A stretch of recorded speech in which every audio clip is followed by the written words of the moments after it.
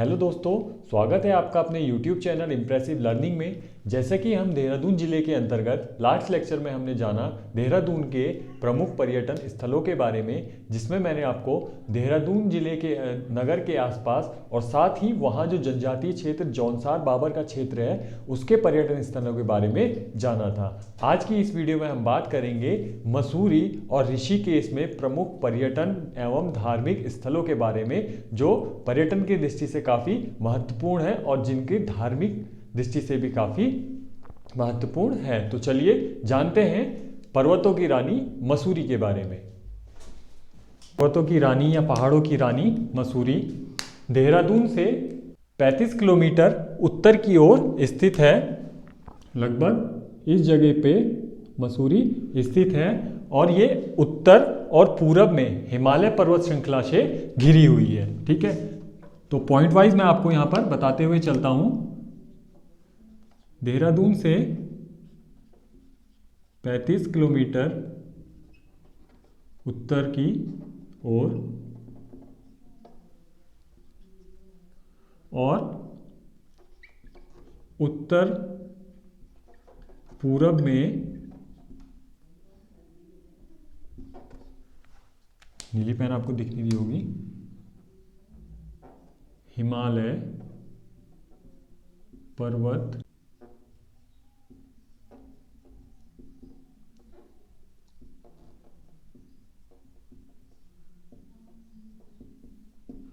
उत्तर पूरब में हिमालय पर्वत श्रृंखला से घिरी हुई है।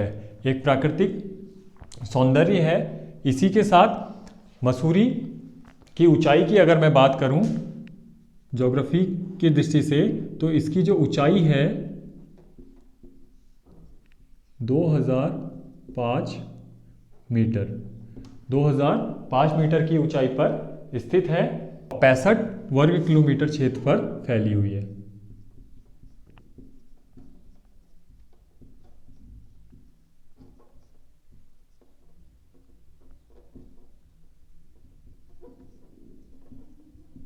पैंसठ वर्ग किलोमीटर क्षेत्र में फैली हुई है। इसी के अंतर्गत मसूरी की अगर खोज की बात करें तो मसूरी की खोज 1825 में कैप्टन यंग के द्वारा करी गई थी और अंग्रेजों ने टिहरी नरेश सुदर्शन से 80 वर्षों के लिए यहाँ की जमीन को पट्टे पर लिया था और यहीं पर चीन निर्वासित तिब्बत से जो तिब्बती धर्मगुरु दलाई लामा थे वो सबसे पहले कहाँ पर आए थे? मसूरी में ही आए थे और उनकी सबसे पहली जो स्थायी सरकार थी वो कहाँ बनी थी? मसूरी में ही बनी थी। बाद में उसको हिमाचल प्रदेश में स्थानांतरित कर दिया गया।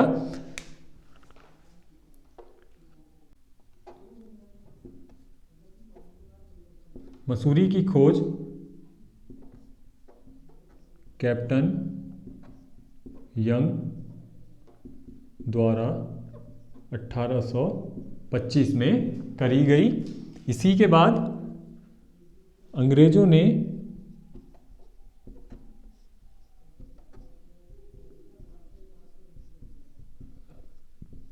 टिहरी नरेश सुदर्शन से 80 वर्ष के लिए यहाँ की भूमि पट्टे पर ली थी। इसी के बाद दलाई लामा 1959 में चीन अधिकृत तिब्बत से निर्वासित होने के बाद सबसे पहले मसूरी ही आए थे। तो तिब्बती धर्मगुरु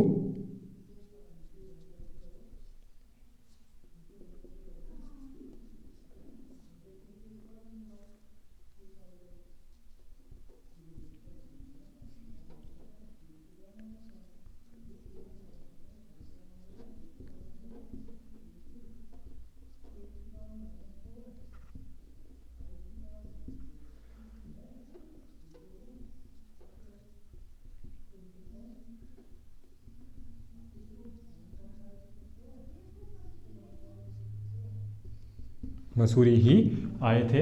इसी में 1827 में मसूरी में पहली इमारत बनी मसूरी की? मलिंगार होटल।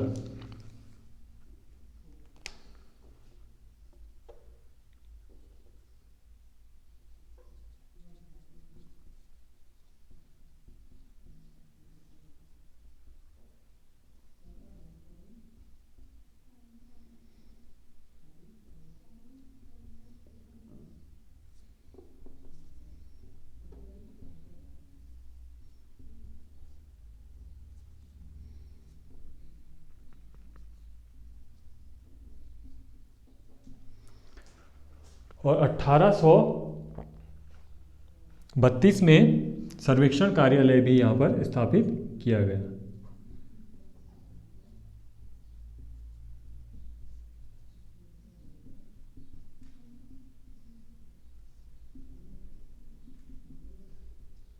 सर्वेक्षण कार्यालय स्थापित किया गया। ये थे मसूरी की भौगोलिक और कुछ ऐतिहासिक दृष्टि से इम्पोर्टेंट पॉइंट्स जो मैंने यहाँ पर लिखकर आपको बता दिए हैं। देहरादून से ये 35 किलोमीटर उत्तर की ओर स्थित है। उत्तर पूर्व में ये हिमालय पर्वत श्रृंखलाओं से घिरा हुआ है। ऊंचाई की अगर बात करें तो 2005 मीटर की ऊंचाई पर 65 वर्ग किलोमीटर क्षेत्र में फैला है। यहाँ पर सबसे पहली इमारत जो बनी 1827 में मलिंगार होटल, इससे प्रश्न पूछ लिया जा सकता है। 1832 में सर्वेक्षण कार्यालय की स्थापना करी गई, जो सर्वे ऑफ इंडिया मैंने आपको बताया वो यही है। इसी के बाद चीन अधिकृत तिब्बत से जो तिब्बती धर्मगुरु दलाई लामा थे वो सबसे पहले मसूरी ही आए थे और मसूरी में ही तिब्बत की स्थायी सरकार सबसे पहले बनी, लेकिन बाद में उसे हिमाचल प्रदेश में शिफ्ट कर दिया गया। और इसकी खोज की अगर बात करें तो इसकी खोज 1825 में कैप्टन यंग के द्वारा करी गई और अंग्रेजों ने सुदर्शन शाह से इसे 80 वर्ष के लिए पट्टे पर लिया था। इसके बाद मसूरी में स्थित कुछ पर्यटन स्थल हैं जो पर्यटनों को अपनी ओर आकर्षित करते हैं, उनके बारे में हम यहाँ पर जान लेते हैं। तो मसूरी में जो पर्यटन स्थल हैं वो केम्प्टी फॉल, मैसी फॉल, भट्टा फॉल, तोप टिब्बा, नाग टिब्बा, लाल टिब्बा आदि यहाँ पर मैं आपको उन चीज़ों को लिखते हुए बताता हूँ। तो आप लोग हेडिंग डाल लीजिए मसूरी में स्थित प्रमुख पर्यटन स्थलों के बारे में, जिसमें सबसे पहले मैंने आपको बताया केम्प्टी फॉल।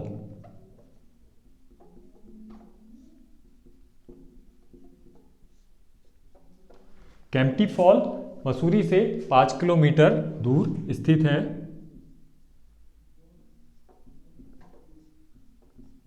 पाँच किलोमीटर की दूरी पर स्थित है और ये एक विशाल वाटरफॉल या फिर बहुत बड़ा जलप्रपात है। इसकी ऊंचाई की अगर बात करें तो इस फॉल की ऊंचाई 50 फीट है।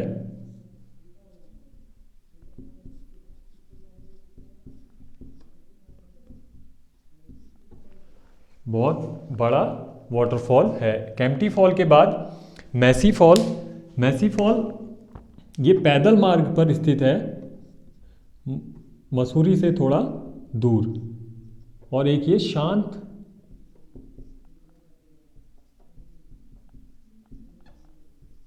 इलाके में पैदल मार्ग पर। ठीक है, तो यहाँ इस फॉल में जाने के लिए पर्यटनों को पैदल जाना पड़ता है, पैदल, और थोड़ा दूर स्थित है एक शांत इलाके में। और इसकी शांत इलाके में ये फॉल होने के कारण ही ये पर्यटनों को अपनी ओर आकर्षित करता है। मैसी फॉल के बाद यहाँ पर टाइगर फॉल या फिर चक्राता फॉल भी स्थित है। चक्राता फॉल या फिर टाइगर फॉल, ये दोनों एक ही हैं, इस चीज़ से कंफ्यूज मत होना। टाइगर फॉल और चक्राता फॉल एक ही है। ये चक्राता से 5 किलोमीटर दूर स्थित है। 5 किलोमीटर की दूरी पर ये फॉल स्थित है। इस फॉल को स्थानीय भाषा में कोराओ पचड़ और कैलू पचड़ कहते हैं।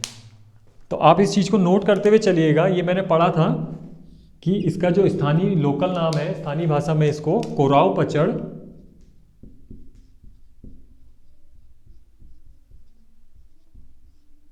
और कैलू पचड़। इस चीज़ को भी आप नोट कर लीजिएगा, मैंने पढ़ा था कि जो इसका स्थानीय नाम है वो कोराव पचड़ और कैलू पचड़ भी टाइगर जलप्रपात को कहा जाता है। टाइगर फॉल के बाद यहाँ पर भट्टा फॉल भी स्थित है। जब मैंने आपको जल विद्युत परियोजना बताई थी तो कैलक्यूरी और भट्टा के बीच भट्टा फॉल पर उत्तर भारत और उत्तराखंड की जो सबसे पहली जल विद्युत परियोजना ग्लोगी जल विद्युत परियोजना बनी है वो कहाँ पर बनी है, हमारी भट्टा फॉल पे ही बनी है। तो भट्टा फॉल भी मसूरी में ही स्थित है, मसूरी और देहरादून मार्ग के बीच में स्थित है। इसी के साथ भट्टा फॉल के बाद यहाँ पर कैमल्स बैक है।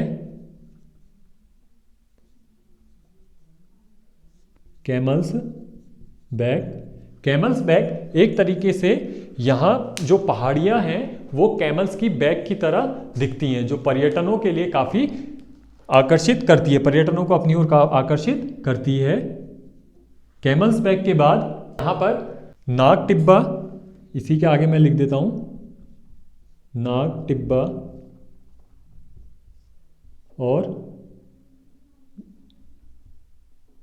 George Everest house. George Everest house भी मसूरी में ही स्थित है।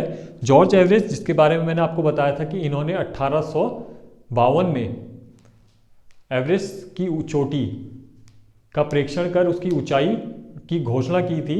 29,002 फीट इन्होंने उसकी ऊंचाई बताई और इन्हीं के नाम पर उस चोटी का नाम एवरेस्ट रखा गया है, माउंट एवरेस्ट जिसे हम जानते हैं। तो उनका हाउस भी यहाँ पर स्थित है। इसी के बाद गन हिल की पहाड़ियाँ,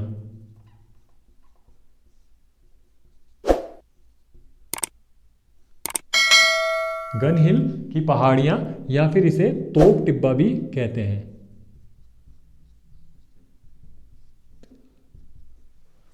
तोप टिब्बा या फिर गन हिल की पहाड़ियों, इसको तोप टिब्बा इसलिए कहा जाता है कि लड़ाई के दौरान इसी पहाड़ियों से तोप छोड़ी जाती थी। ठीक है, तो इसी कारण इस पहाड़ियों को तोप टिब्बा भी कहते हैं। इसी के साथ जो गन हिल की पहाड़ी है, ये पहाड़ी लाल टिब्बा के बाद मसूरी की दूसरी सबसे ऊंची पहाड़ी है। तो यहाँ पर लाल टिब्बा,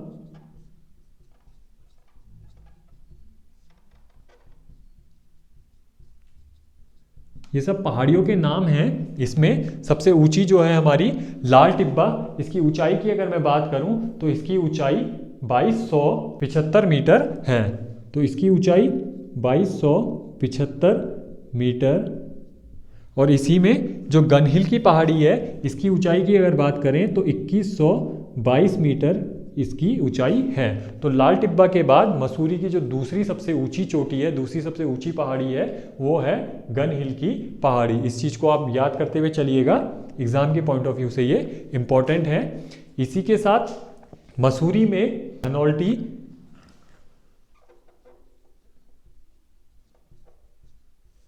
और नाग देवता मंदिर,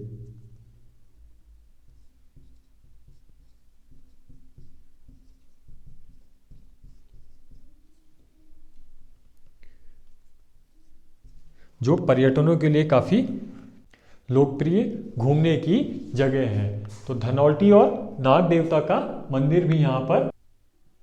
इसी के बाद मसूरी में सुरकुंडा या फिर सरकुंडा मंदिर भी स्थित है। तो यहीं पर मैं लिख देता हूँ, अगला जो है वो है सुरकंदा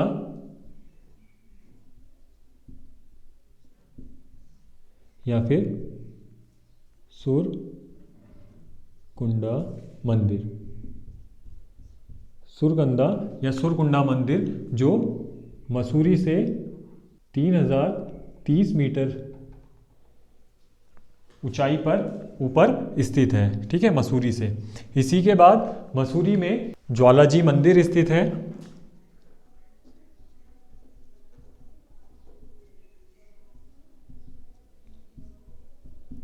ज्वालाजी मंदिर स्थित है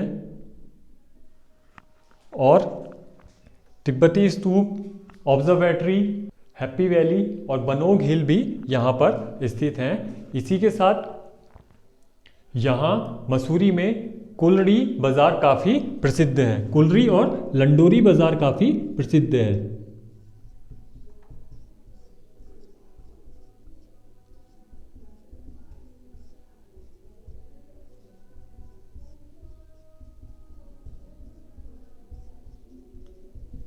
ठीक है, लंडोरी और कुलड़ी बाजार यहाँ की प्रसिद्ध है। तो ये थी मसूरी में स्थित कुछ प्रमुख पर्यटन स्थल, जिसके बारे में मैंने आपको यहाँ पर लिखते हुए बता दिया है कौन कौन से हैं। इसमें भट्टा फॉल याद रखिएगा आप, यहाँ पर उत्तराखंड की सबसे पहली जल विद्युत परियोजना ग्लोगी जल विद्युत परियोजना भी बनी है। मसूरी में ही सर जॉर्ज एवरेस्ट का हाउस स्थित है। इसी के साथ धार्मिक दृष्टि से जिस मंदिर का महत्व है वो है सुरकंदा या फिर सुरकुंडा मंदिर। इसका धार्मिक दृष्टि से काफ़ी महत्व है। कैंपटी फॉल की ऊंचाई की अगर बात करें तो 50 फीट की ऊंचाई पर एक सबसे बड़ा जलप्रपात यहाँ पर स्थित है। ये थे मसूरी में स्थित प्रमुख पर्यटन स्थल के बारे में। अब बात करते हैं देहरादून जिले में ही स्थित ऋषिकेश के आसपास के पर्यटन स्थलों के बारे में। तो ऋषिकेश के आसपास के पर्यटन स्थलों को हम जान लेते हैं। तो देहरादून में ही स्थित ऋषिकेश, आप हेडिंग डाल लीजिए।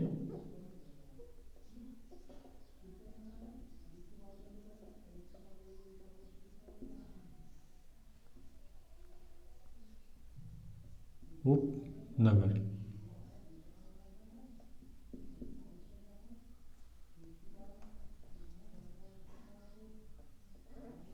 उपनगर ऋषिकेश देहरादून का उपनगर भी है और देहरादून से दक्षिण की ओर ये स्थित है।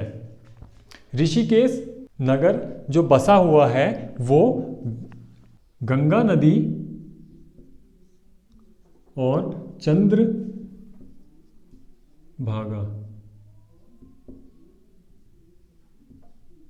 नदी संगम पर, ठीक है। तो ऋषिकेश जो स्थित है वो गंगा नदी और चंद्रभागा नदी के संगम पर ये नगर स्थित है। और ऋषिकेश से टिहरी और पौड़ी बॉर्डर, टिहरी और पौड़ी बॉर्डर भी ऋषिकेश से लगता है। ऋषिकेश प्राचीन मुनियों की तप स्थली और आध्यात्मिक चेतना का केंद्र ये स्थित है। ऋषिकेश के नाम की अगर बात करें तो इसका नाम धार्मिक ग्रंथ में बताया जाता है कि रैम्य मुनि ने यहीं पर इंद्रियों को जीतकर ईश्वर को या फिर भगवान को प्राप्त किया था, इसीलिए इसका नाम ऋषिकेश पड़ा। ठीक है, तो धार्मिक ग्रंथ के अनुसार मैं यहाँ पर लिख देता हूँ,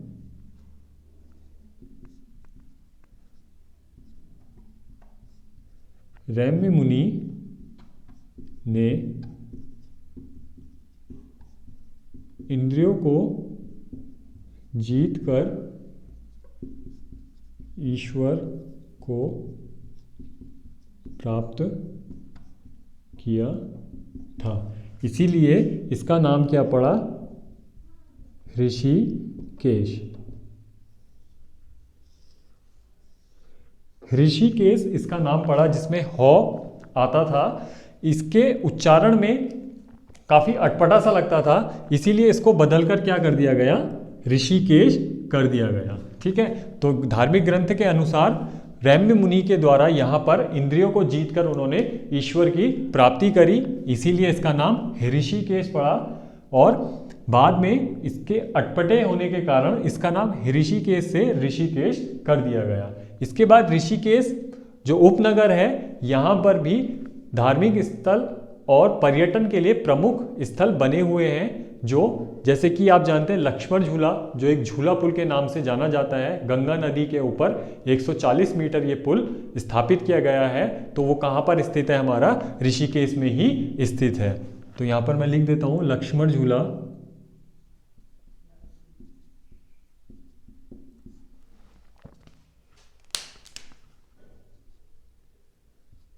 एक 140 मीटर लंबा गंगा नदी के ऊपर, गंगा नदी के ऊपर, बद्रीनाथ और केदारनाथ के प्राचीन मार्ग पर। ठीक है, बद्रीनाथ और केदारनाथ के प्राचीन मार्ग पर ये बना हुआ है पर्यटन स्थल। ठीक है, पर्यटन स्थल में आप लिख लीजिए लक्ष्मण झूला, जो 140 किलोमीटर लंबा गंगा नदी के ऊपर बना हुआ है और यह बद्रीनाथ और केदारनाथ के प्राचीन मार्ग पर बना है। ठीक है, इसी के बाद ऋषिकेश में तपोवन स्थित है और तपोवन ऐसा माना जाता है कि यहाँ पर भगवान लक्ष्मण ने तपस्या करी थी।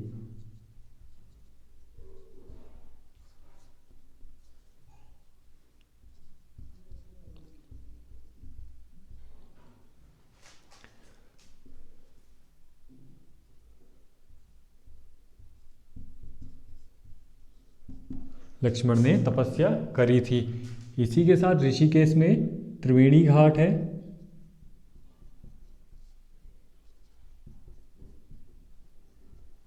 त्रिवेणी घाट और ऋषिकेश में ही नीलकंठ महादेव का मंदिर भी स्थित है।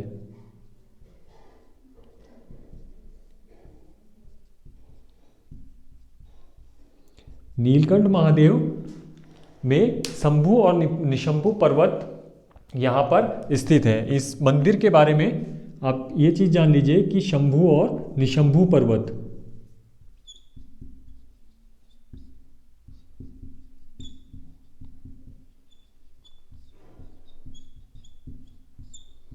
ठीक है, कहाँ पर? नीलकंठ महादेव का जो मंदिर है वहाँ पर शंभु और निशंभु पर्वत स्थित हैं। पर्वतों से अगर प्रश्न आता है तो इस चीज़ को आप नोट करते हुए चलिएगा।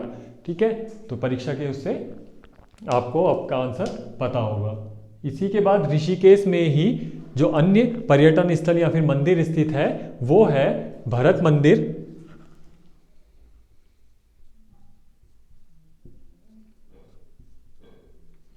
भरत मंदिर, ये मंदिर ऋषिकेश का सबसे पुराना मंदिर है।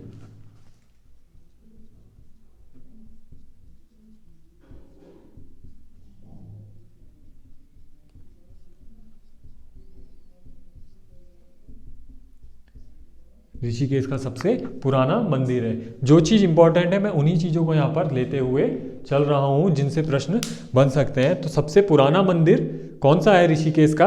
भरत मंदिर सबसे पुराना मंदिर यहाँ पर स्थित है। कैलाश निकेतन मंदिर भी यहाँ पर स्थित है। कैलाश निकेतन मंदिर।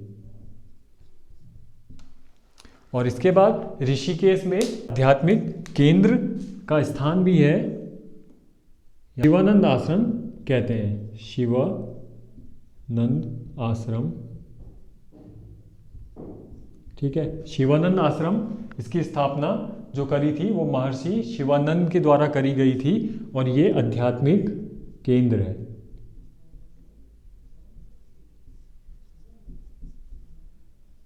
ठीक है, आध्यात्मिक केंद्र है।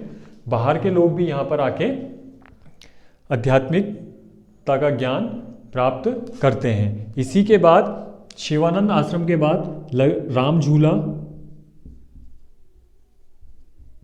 राम झूला भी यहाँ पर स्थित है। और एक चीज़ आपने सुनी होगी कि रिवर राफ्टिंग यहाँ पर होती है। कहाँ पर? ऋषिकेश में ही होती है। तो ऋषिकेश के शिवपुरी में होती है। शिवपुरी में गंगा नदी के तट पर किनारे शिवपुरी जो बसा हुआ है, गंगा नदी तट पर शिवपुरी बसा हुआ है और यहीं पर रिवर राफ्टिंग कराई जाती है, जो कहाँ पर स्थित है? ऋषिकेश में ही स्थित है। तो ये थे हमारे देहरादून जिले में स्थित देहरादून जौनसार बाबर, जो जनजाति क्षेत्र देहरादून नगर का आता है। इसी के बाद मसूरी, जिसको पहाड़ों की रानी भी कहते हैं, और देहरादून का उपनगर ऋषिकेश के बारे में कुछ भौगोलिक और ऐतिहासिक तथ्य, साथ ही वहाँ के प्रमुख पर्यटन स्थल के बारे में। आज की वीडियो में बस इतना ही। वीडियो अगर आपको पसंद आई हो तो वीडियो को लाइक करें। Thank you for watching.